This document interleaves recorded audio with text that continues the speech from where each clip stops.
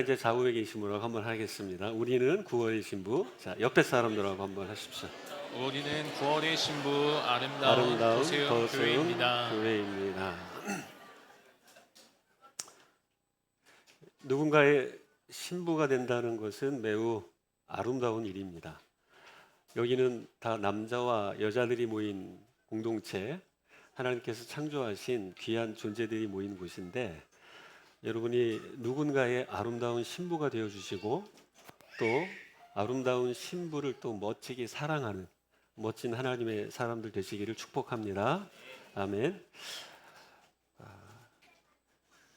제가 12주년 메시지를 부탁받고 고민을 참 많이 했습니다. 그 어느 때보다 과연 도전을 할 것인가, 아니면 평소 하던 대로 말씀을 강의할 것인가, 아니면 격려를 할 것인가, 여러 가지 고민을 하다가 제 마음속에 다시 한번 기본으로 돌아가서 우리의 삶과 우리의 공동체를 그 기본의 터 위에서 점검하는 시간이 되었으면 좋겠다.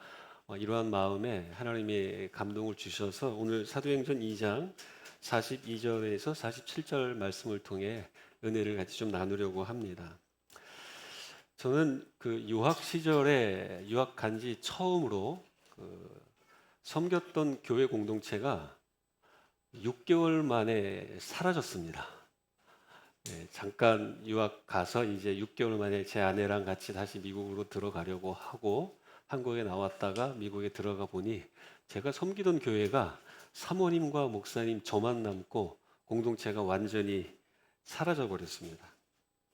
그리고 그 이후에 이제 같이 유학하던 한 목사님이 개척을 한다 말씀하셔서 그 개척교회를 같이 도와달라 요청을 받고 기도하던 가운데에 그 개척교회를 같이 도와서 공동체 사역을 시작했습니다. 사역한 지 한 4년 지나고 나서 뭐 그 사이에 저는 4년 끝내고 나서 뉴욕에 사역하러 갔다가 돌아왔는데 그 교회도 한 가정만 남겨놓고 사라졌습니다. 그리고 물론 뉴욕에서 사역을 하던 가운데에 교회에 대한 많은 어려움이 있었습니다. 8개월밖에 사역을 할 수 없어서 이제 8개월 만에 다시 LA로 돌아오는 그러한 순간이 있었습니다만, 교회의 본질을 굉장히 고민했던 시간이 이제 2002년 미국 동부에서 삶을 살 때였습니다.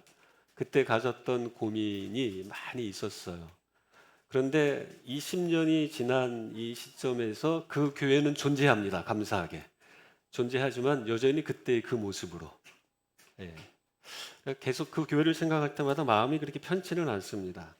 그리고 이제 미국에서 마지막으로도 섬겼던 한 공동체에 열심히 섬기고 청년부 사역까지 하고 한국으로 돌아왔는데 그 교회에 제가 지도했던 청년부는 공중분해됐습니다. 제가 가는 곳마다 교회가 없어져요. 감사한 것은 우리 도서염교회는 이제 12주년을 맞이하게 됐다는 것입니다. 여러분, 교회 공동체는 정말 소중한 공동체입니다. 왜냐하면 우리가 그리스도인으로 하나님 앞에 자녀로 부름을 받았을 때에 그 개인적 부르심이 있죠. 구원으로의 부르심은 분명히 있습니다. 그것이 가장 중요한데, 이 개인적 구원으로의 그 부르심이 단지 개인에서만 멈추는 것이 아니라 공동체의 안으로, 즉 성경대로 표현하면 그리스도께서 몸이 되시고 몸된 그 그리스도의 몸 안에 지체로 참여하게 되는 부르심이 함께 연동이 되어 있다는 것이기 때문에 교회 공동체는 언제나 소중하고 중요합니다. 그런데 문제가 있죠. 이 교회 공동체가 너무나 소중하다는 것은 아는데 아마 여러분도 지금까지 여러 교회를 거쳐오신 분도 있을 것이고 여기서 예수님을 믿게 된 분들도 분명히 있을 겁니다. 여러 교회를 거쳐오는 과정 속에 저도 그렇고 여러분도 그렇고 늘 마음 한켠에 존재하게 되는 그 좋지 않은 감정은 뭐냐면 불완전한 모습들이 있다는 것이죠. 교회는 이뤄야 되는데 그렇지 못한 그 요소들을 바라보고 또 그렇지 못한 그 일들 때문에 우리의 마음속에 불편함이 존재하게 되고 그 불편함이 교회와 더 나아가 때로는 하나님을 향한 불평으로까지 이어지는 경험들이 우리의 마음 한켠에 있는 분들이 꽤 있을 겁니다.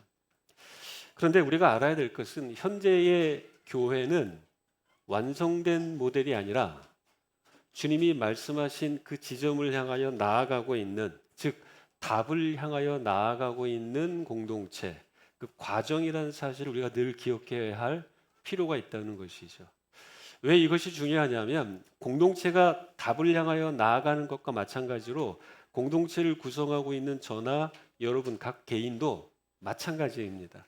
과정이고 답을 향하여 나아가고 있는 것이지, 답을 우리의 일상 가운데서 완벽하게 구현해내는 그러한 완전한 모습으로 이 땅을 살아가고 있지 않기 때문에 우리들이 모인 공동체는 여전히 무언가 불안한 요소들이 있고, 그 불안함 때문에 우리가 불안함을 느끼며 신앙생활을 하는 그러한 경우들이 참 많이 있다는 것입니다. 그럼에도 불구하고 교회는 교회다워야 한다는 것이 또 숙제라는 것입니다. 이것이 우리가 해결해야 할 아주 중요한 본질 가운데 하나라는 것입니다. 교회가 교회다워진다라는 것은 과연 무엇일까? 다른 데 있지 않습니다. 사실은 하나님의 말씀의 기초로 다시 돌아가서 생각해 봐야 한다라는 것이죠. 그냥 내가 경험한 것에 근거해서 교회를 정의하거나 규정하는 것이 아니라 하나님이 우리에게 제시하고 있는 그 교회 공동체의 모습, 그리고 그 교회 공동체의 모습이 세상 한복판에서 어떠한 기능과 역할을 감당하는지, 우리는 이것을 통해서 교회가 어떠해야 하는가를 다시 한번 점검해 볼 필요가 있다는 것입니다. 교회의 교회다움에 있어서 가장 중요한 것은 과연 교회를 구성하고 있는 그 각 개인, 그리고 개인들이 모인 그 교회 공동체는 예수 그리스도를 주라 고백하고 있느냐, 이것은 너무너무 중요한 겁니다. 아주 단순하죠. 아주 심플합니다. 그럼에도 불구하고 이 부분이 되지 않기 때문에 교회 공동체는 여전히 여러 가지 어려움과 고통을 느끼는 그러한 공동체로 세상의 본이 되기보다는 세상으로부터 지탄을 받게 되는 모습으로 추락할 때가 참 많이 있다는 것입니다. 그리스도를 주라 고백하는 이들이 모인 공동체, 왜 이것이 중요하냐면 예수님이 말씀을 그렇게 하셨기 때문입니다. 베드로가 주는 그리스도시요 살아계신 하나님의 아들입니다라고 고백했을 때 주님이 약속하시고 보장해 주신 것은 바로 그곳에, 그 신앙 고백 위에 내가 교회를 세우겠다. 그 다음에 이어지는 말씀은 어떠한 권세도 이 교회를 무너뜨릴 수 없다라는 그 하나님의 예수 그리스도의 강력한 보장과 약속이 신앙 고백을 통해서 주어지고 있기 때문에 매우 중요하다라는 것입니다. 그렇다면 이러한 신앙 고백을 통해서 세워진 교회는 어떠한 교회인가? 우리가 읽었었던 오늘 본문이 그 교회의 모습을 본질적으로 우리에게 보여주고 있습니다. 물론 초대 교회가 행했었던 그대로 우리의 오늘날의 공동체가 그대로 따라가야 된다라는 측면에서 말씀드리는 것은 아닙니다. 왜냐하면 이미 1세기 시대의 그 문맥과 우리가 살아가고 있는 현대사회의 문맥은 다를 수밖에 없기 때문에 겉으로 드러나는 형식과 어떠한 문화 이런 것들은 똑같이 따라갈 필요는 없습니다. 다만 이러한 1세기 교회 공동체가 추구하면서 겉으로 드러나고 있는 여러 가지 모습 속에 담고 있는 그 본질이 있다는 것이죠. 어떠한 본질이 있기 때문에 그 본질의 기초에서 겉으로 드러나는 여러 가지 형식과 여러 가지 문화적 요인들이 겉으로 드러나게 되었던 것입니다. 그렇기 때문에 오늘 본문 말씀을 통해서 저는 여러분과 함께 교회의 본질이라는 측면에서 우리 더세움 공동체가 어떻게 공동체로서의 삶을 함께 공유하며 또 공동체가 자라감과 동시에 공동체 안에 속해 있는 각 개인이 멋지게 세워져 갈 것인가, 그 부분을 함께 고민해 보고자 하는 것입니다. 여러분, 사도 바울은 고린도 후서 11장 2절에 이렇게 선언하고 있습니다. 한번 같이 읽어볼까요? 자, 시작. 내가 하나님의 열심으로 너희를 위하여 열심을 내노니 내가 너희를 청결한 처녀로 한 남편인 그리스도께 드리려고 중매함이로다. 지금 고린도 교회를 향한 사도 바울의 간절한 마음은 교회 공동체를 그리스도의 신부로, 자기가 중매해서 그리스도의 신부로 반듯하게 거룩하고 정결한 존재로 내어드리고 세워드리고 소개해드리고 싶다라는 그 마음을 담아내고 있습니다. 그러니까 교회 공동체를 그리스도의 신부로 지금 묘사하고 있는 것입니다. 그래서 오늘 제목을 9월의 신부라고 한 겁니다. 이미 2000년 전에 창립되었던 예수 그리스도를 통한 교회 공동체가 창립되었지만 이제 여러분의 더세움교회 공동체는 여기 김천 혁신도시에 설립되어진 지 12년, 본사는 이미 2000년 전에 세워졌지만 지점은 이제 12년 된, 이제 지점이 12년 된 공동체로서 지금까지 하나님의 인도하심을 받고 왔던 것이죠. 교회 공동체는 그리스도의 신부다. 이것은 성경이 우리에게 잘 가르쳐주고 있습니다. 그렇다면 신부라는 것은 신랑의 사랑을 받고 있는 신부는 더 자신을 아름답고 거룩하고 정결한 존재로 가꾸어 가면서 성경의 가르침에 따른다면 이러한 신부는 신랑에게 복종하는 삶을 살아야 한다는 것이 성경의 가르침입니다. 근데 이렇게 복종이라는 단어를 이야기하니까 지금 우리 여성 성도님들께서는 벌써 표정이 좀 굳어지는 것 같아요. 복종이라는 단어 자체가 어감이 별로 좋지 않아요. 뭔가 강압적이면서도 나보다 높은 권위자 위에 나의 의지와 나의 감정과 나의 어떤 생각은 전혀 반영되지 않은 채 무조건적으로 따라야 한다라는 것으로 오해할 가능성이 많이 있습니다만 성경이 우리에게 말하고 있는 복종의 단어는 원래 그런 의미가 아닙니다. 여러분, 신앙이 인격적인 관계고 하나님이 우리를 인격적으로 만드셨기 때문에 우리에게 어떠한 명령을 한다 할지라도 그 명령의 이면 속에는 인격적인 관계를 전제로 해서 담겨져 있다고 생각하셔야 됩니다. 복종이라는 단어는 어떤 의미가 있냐 하면 내가 자원하여서 어떠한 권위 아래로 내 자신을 위치시키는 것을 원래 성경에서 말하고 있는 복종의 단어로 사용하고 있는 것입니다. 사랑하는 더세움교회 성도 여러분, 저와 여러분이 그리스도의 신부로서 그리스도 예수 되시는 머리 되시는 그분께 복종한다라는 것은 우리의 인격성과 우리의 자발성이 그 안에 담겨져 있어야 한다라는 것을 의미한다라는 것입니다. 그런 것을 전제로 오늘 우리가 초대 교회 공동체가 그리스도의 신부로서 교회 공동체를 구성했고 그러한 교회 공동체가 그 시대를 변화시키는 데 있어서 강력하게 쓰임 받았다면 우리 교회 공동체 역시 더세움 공동체 역시 그리스도의 신부로서 그 영향력을 계속해서 발휘해야 할 필요가 있다는 것입니다.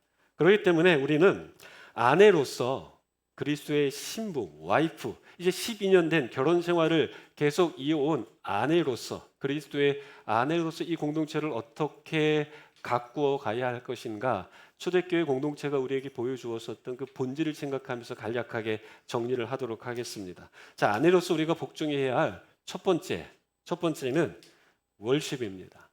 월십, 예배에 복종한다. 우리 옆에 있는 성도들끼리 한번 같이 인사하겠습니다. 예배에 복종합니다. 예배에 복종합니다.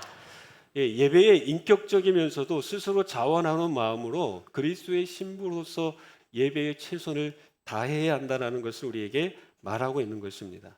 여러분, 예배는 우리가 신학적으로 성경적으로 이 시간 예배를 규정하거나 정의하지는 않겠습니다. 다만 우리가 알아야 할 가장 중요한 것은 예배라는 것은 우리의 마음과 시선을 다시금 하나님께 집중하는 행위라는 것입니다. 흐트러져 있었던 우리의 삶의 무게중심을 다시 한번 하나님 앞에서 다 잡는 그러한 시간이 예배의 현장이 되어야 한다는 것입니다. 저는 더세움교회 올 때마다 늘 느끼는 것은 이러한 마음이 있어요. 잘 준비된 예배를 드린다는 생각을 늘 갖습니다. 그래서 이 잘 준비된 예배의 현장 속에 들어올 때마다 그 누구보다도 예배를 통해 하나님이 영광 받으신다라는 그 감동과 그 영광 안에서 주께서 나에게 흘려보내주시는 또 다른 은혜를 경험할 때가 얼마나 많이 있는지 모릅니다. 여러분들 그러시죠? 네. 아멘은 안 하시는데? 네. 예.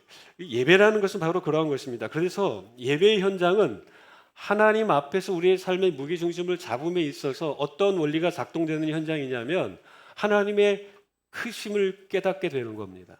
하나님의 그 크심 안에서 우리의 작고 연약함을 다시 한번 발견하게 되는 것입니다. 즉, 하나님이 누구시며 하나님이 누구신가를 깨달았기 때문에 내 존재가 어떠한 존재인지를 다시 한번 상기할 수 있는 현장, 이것이 예배의 현장이 되는 겁니다. 월십이라는 것, 월드, 그분이 그만한 가치가 있고 그분이 존귀하신 분이기 때문에 그분 앞에 엎드리는 것, 이것을 우리가 일반적으로 예배라고 이야기하고 있는 것입니다. 여러분, 이사야 6장 말씀을 보게 되면 이사야는 거룩하신 하나님과 만남을 가진 순간에 그가 이렇게 고백하고 있습니다. 화로다 나여 망하게 되었다. 이것을 깨달은 이유 중에 하나는 하나님의 그 크심과 거룩하심을 발견하면서 그 안에서 자신의 실체를 깨닫게 되었기 때문에 고백할 수 있는 것입니다. 사도 베드로가 예수님을 만났을 때 깊은 데 가서 그물을 던져 물고기 잡으라. 주께서 그렇게 말씀하시니까 제가 한번 해보겠습니다 하면서 그물을 던졌습니다. 그래서 고기를 많이 낚았습니다. 그때 주님이 말씀하신 대로 행해 보니까 자신의 생각을 초월하는 그 주님의 놀라운 능력을 경험하게 되었어요. 이때 베드로가 주님 앞에 엎드려 이렇게 고백하고 있지 않습니까? 주여, 나를 떠나소서. 나는 죄인입니다.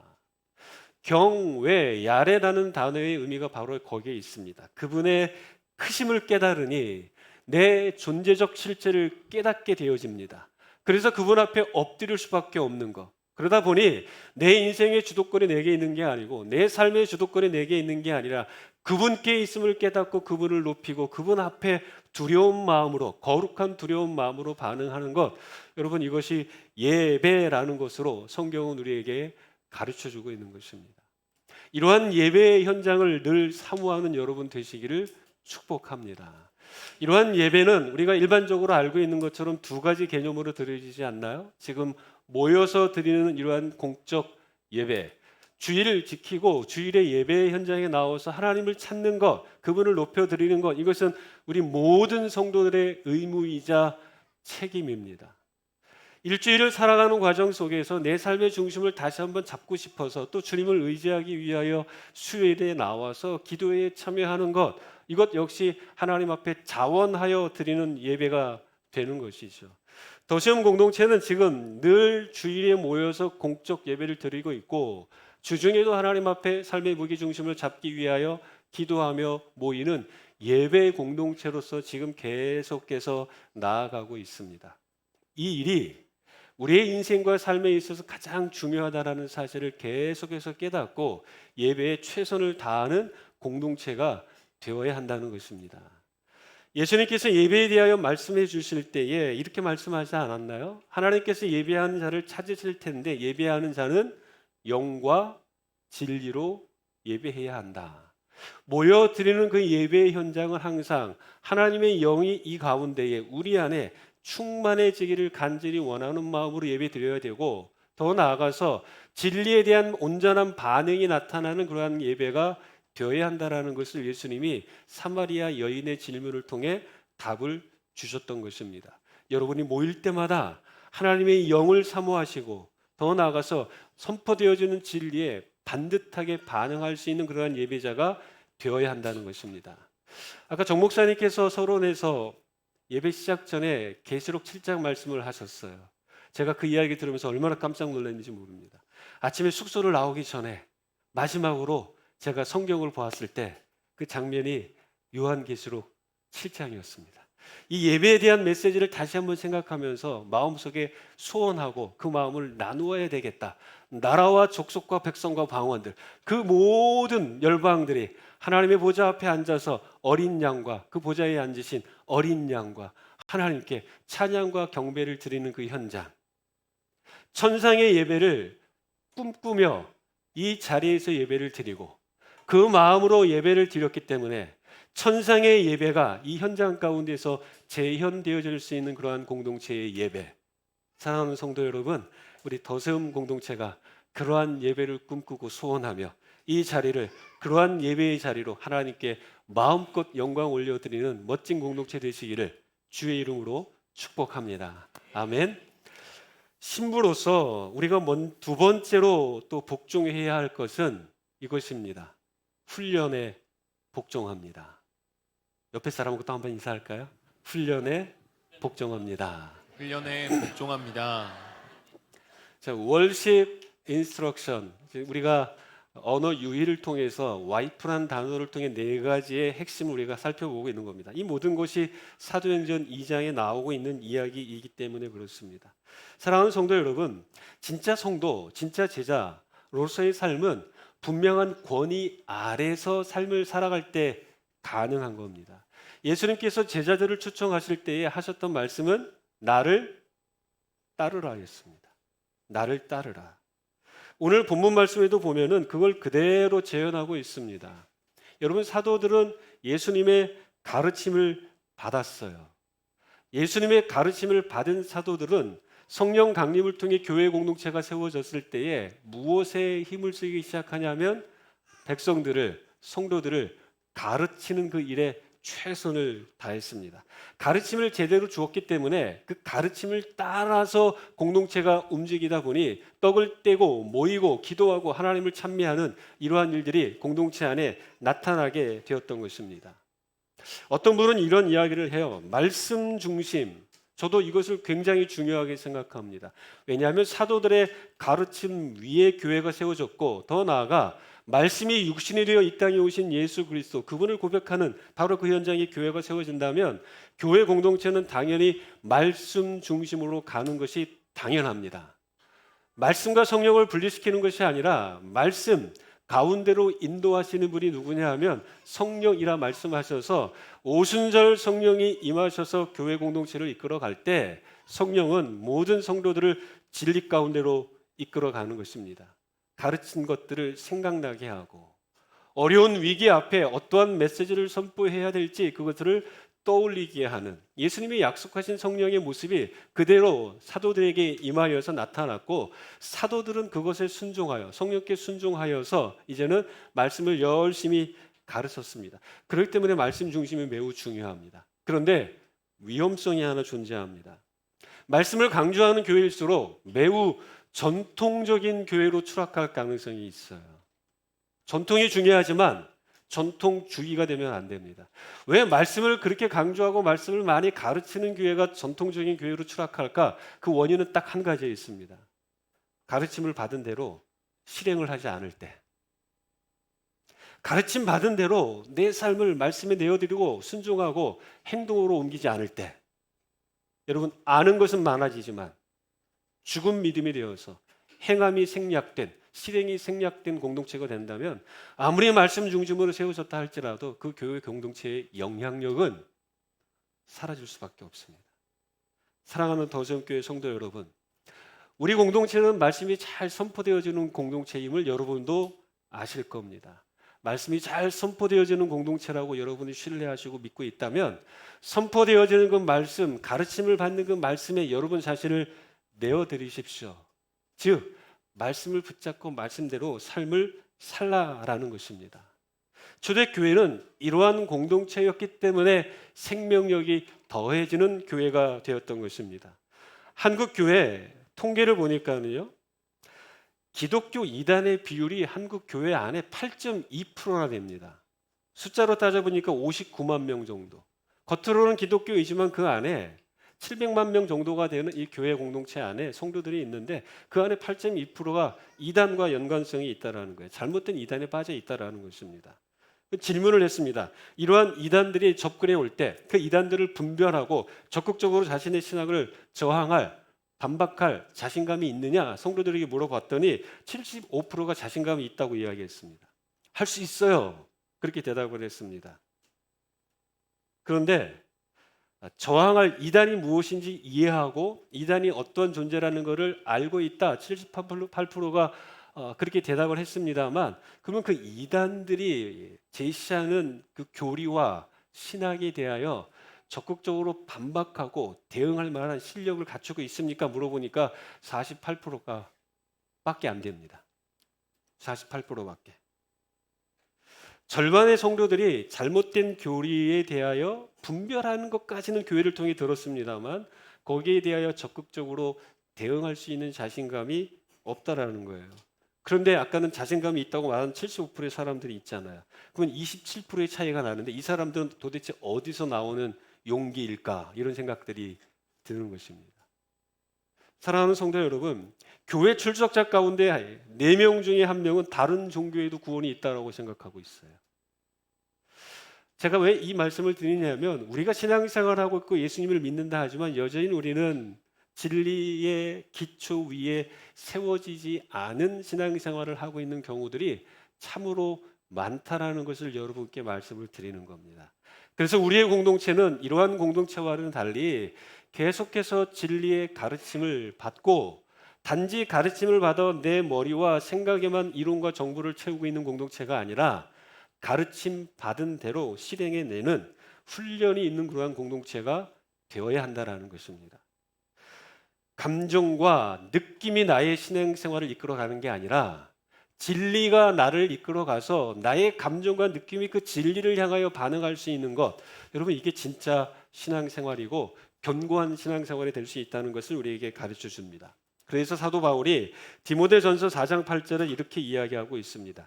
육체의 연단, 이것은 약간의 유익이 있으나 경건은 범사에 유익하니 금생과 내생의 약속이 있느니라. 육체의 연단은 유익이 없다는 게 아닙니다. 약간의 유익이 있습니다. 이거 말 잘못하면 오늘 1시부터 등록하는 이제 머슬마니아 우리 세계 챔피언 이민수 집사님이 하시는 이 모임을 방해할 것 같은데 그런 의도가 아닙니다. 그런 의도가 아닙니다. 약간의 유익이 있어요. 그러나 이 유익은 영원한 유익이 아니라는 겁니다. 우리가 육신을 입고 살아가는 동안에 육체의 관리는 굉장히 중요하기 때문에 관리해야 합니다. 몸과 마음과 생각, 영혼은 항상 연동되어지게 있기 때문에 뭐 하나라도 뭔가 삐끗거리기 시작하면 삶의 밸런스가 굉장히 흔들리기 때문에 몸 관리도 매우 잘 하셔야 됩니다. 근데 사도 바울이 지금 이야기하는 것 가운데 지금 육체의 연단이라는 것 자체, 이 단어 자체가요, 귀나조라는 동사에서 파생된 단어입니다. 이것이 뭐냐면 요즘에 여러분 짐이라는 말 많이 쓰잖아요. 짐네지움, 체육관이라는 뜻입니다. 훈련하라는 것입니다. 육체를 훈련해야 하듯이 우리의 영혼을 말씀으로 진리로 훈련해야 한다라는 겁니다. 왜냐하면 말씀이 영원하고 우리가 영원한 존재이기 때문에 말씀의 훈련을 통해서 그 영원한 유익을 우리가 지금부터 맛보도록 하기 위하여 성경은 계속해서 우리에게 훈련을 강조하고 있었던 것입니다. 사랑하는 사람을 만났습니다. 존경하는 사람을 만났습니다. 그러면 우리는 그 사람을 본받고 싶어 하지 않겠습니까? 그분을 따라가고 싶어 하지 않을까요? 2023년 올 가을, 이제 가을이 시작되었는데 올 가을의 헤어 트렌드가 올드 머리 룩 헤어라고 합니다. 뭔지 감이 안 오시죠? 근데 올드라는 건 알잖아요. 그러니까 뭔가 예전에 어떤 유행했었던 것이 다시 반복되지 않을까 이런 느낌이 좀 듭니다. 그래서 제가 살펴보니까 이러한 헤어스타일이 있어요. 약간의 웨이브 헤어, 어려운 말들이 많아요. 헤어 밴드를 활용한 긴 생머리, 깔끔하게 묶은 슬릭 번. 혹시 아시는 분 계십니까? 다채로운 매력의 반 묶음. 근데 우리가 말은 들었지만 잘 이해가 안 되면 우리가 흔히 쓰는 방법들이 있지 않나요? 사진 가지고 가서 이것대로 해주세요. 그러면 끝나지 않습니까? 우리는 어떠한 매력적이고 존경할 만하고 사랑할 만한 사람을 만나게 되면 그분을 닮고 싶어 합니다. 우리는 예수님이 나의 구주이면서 내 삶의 주인이라는 고백을 하며 신앙생활을 하고 있음에도 불구하고 우리의 마음속에서는 그분을 닮고 싶어하는 열정이 생각보다 강하지 않다라는 것입니다. 사랑하는 성도 여러분, 그 열정이 강한 성도들이 되시기를 축복합니다. 여러분 자신을 훈련에 내어 드릴 수 있어야 됩니다. 훈련이 너무 중요하기 때문에 그렇습니다. 그래서 사랑하는 성도 여러분, 여러분의 공동체는 말씀 40일 학교가 계속해서 훈련을 통해 제공되어지고 있잖아요. 시냇가에 심은 나무, 부부 코칭, 성경 통독 모임, 다채로운 훈련의 어떠한 기회들을 계속해서 제공하고 있을 때 여러분 이 훈련을 여러분의 것으로 만드시라는 겁니다. 이 기회를 여러분의 것으로 붙잡으시라는 겁니다. 훈련을 통해 내 자신을 빚어가고 훈련을 통해 내 자신이 성장하지 않으면 여러분 우리는 어느 순간인가 진리가 우리를 이끌어가는 삶이 아니라 내 기분과 감정과 경험이 이끌어가는 삶이 되어서 그냥 그것에 기초해서 사람들을 판단하고 그것에 기초해서 공동체를 쪼개는 이러한 일에 빠질 가능성이 많다는 것입니다. 훈련에 최선을 다하는 아름다운 신부 되시기를 축복합니다. 아멘. 세 번째로 오늘 우리가 붙잡아야 할 복종의 메시지는 사귐입니다. 사귐에 복종합니다. 우리 옆에 분들하고 같이 한번 인사합시다. 사귐에 복종합니다. 사귐에 복종합니다. 월십, 인스트럭션, 그 다음에 펠로우십입니다. 교제라는 말을 쓰지만 사귐이라는 말이 더 좋아서 여러분께 말씀을 드리는 겁니다. 오늘 말씀에 보니까 46절, 날마다 마음을 같이하여 성전에 모이기를 힘쓰고 집에서 떡을 떼며 기쁨과 순전한 마음으로 음식을 먹고, 사귐의 교제가 공동체 안에 있었다는 겁니다. 사도 요한 1서 3절에 이렇게 이야기합니다. 2서가 아니라 1서입니다. 자, 우리의 사귐은 아버지와 그의 아들 예수 그리스도와 더불어 누림이라. 사도 요한은요, 성도들에게 너희들도 교제를 해야 된다, 사귀어야 된다라고 이야기하며 그 모델을, 어떠한 모델을 제시하고 있냐면 하나님과 우리 주 예수 그리스도, 우리가 하나님과 우리 주 예수 그리스도와 교제하고 있는 것처럼 너희도, 그분들이 교제하고 있는 것처럼 우리도 하나님 안에 참여하며 교제하고 있고 너희도 그러한 모습으로 교제해야 한다. 교제, 사귐에 있어서의 본질을 분명하게 가르쳐주고 있습니다. 사귐의 핵심은 친밀함입니다. 친밀한 관계, 인격적인 관계. 여러분, 친밀함이라는 그 단어는 영어로 intimacy입니다. 그런데 어떤 분이 이렇게 표현했어요. 친밀함을 intimacy. 발음이 좀 비슷하지 않습니까? 제 발음이 안 좋지만 intimacy, intimacy. 친밀함이라는 것은 내 자신을 오픈해서 그에게 나를 보여주고, 나를 보여줬기 때문에 상대방도 서로의 자기의 마음을 열어주어서 서로가 서로의 마음을 보며 그 안에 공통 분모가 형성되어지는 것, 이것이 친밀함이라는 단어의 의미입니다. 서로 친밀함을 누리는 것이 중요하기 때문에 성경은요, 계속해서 함께 1360번에 걸쳐서 이 단어를 쓰고 있습니다. 서로라는 단어는 251번, 신약에만 119번이 쓰이고 있어요. 함께하는 것, 서로가 중요하다라는 겁니다. 우리나라 대한민국의 32%가, 가구의 32%가 1인 가구가 되어버렸고요. 앞으로 계속해서 혼자 사는 가구를 창조해낼 텐데 세상의 메시지는 혼자 아닙니까? 혼자.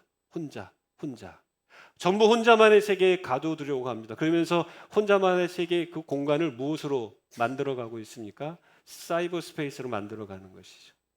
그러면서 착각하잖아요. 혼자가 아니라는 착각. 성도 여러분, 우리 더샘 공동체는 계속해서 사귐의 장을 올 한 해 동안 열심히 제공해 주었던 것으로 알고 있습니다. 언니들의 힐링 여행, 은혜 많이 받지 않았습니까? 친밀함 회복하지 않았습니까? 여러분, 내가 마음을 열고 오픈을 하니까 상대방을 마음을 열고 함께 그 안에서 만나고 진정한 사귐이 이루어지지 않았습니까?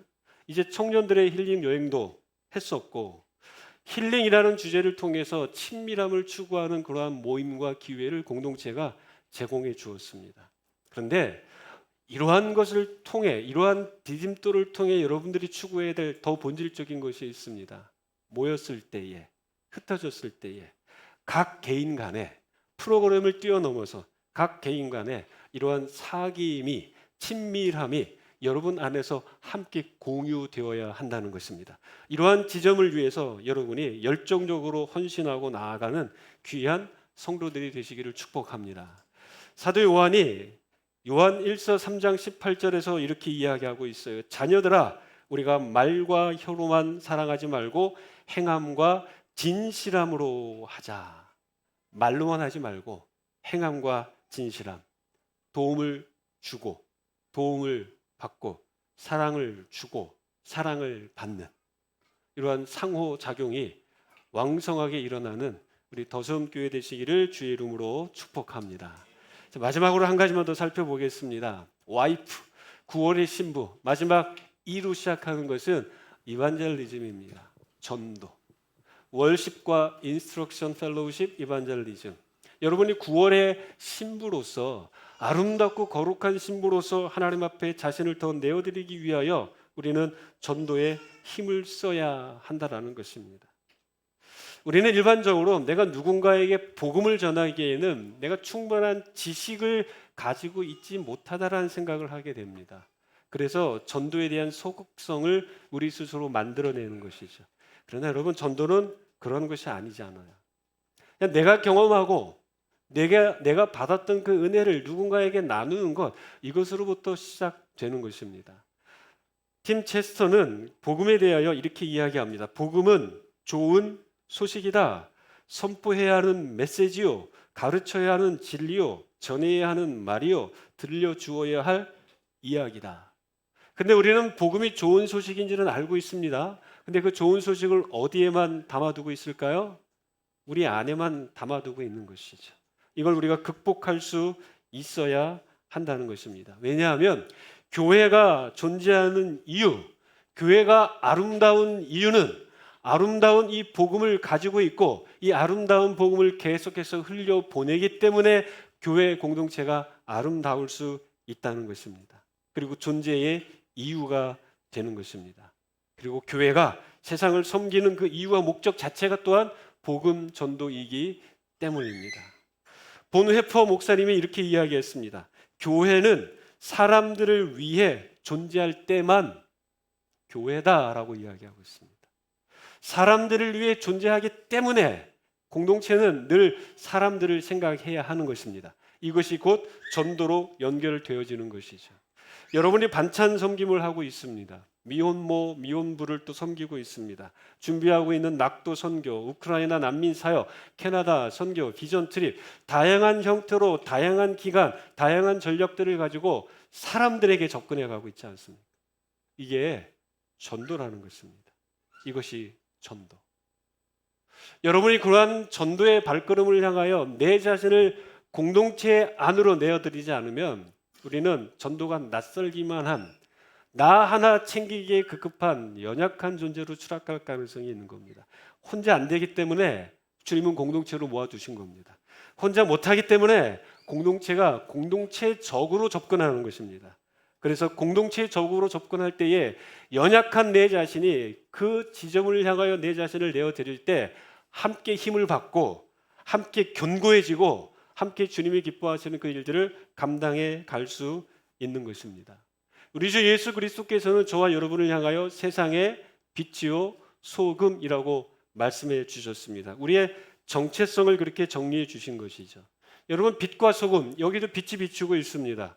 이 빛과 소금의 가장 중요한 특징 가운데 하나는 침투성에 있습니다.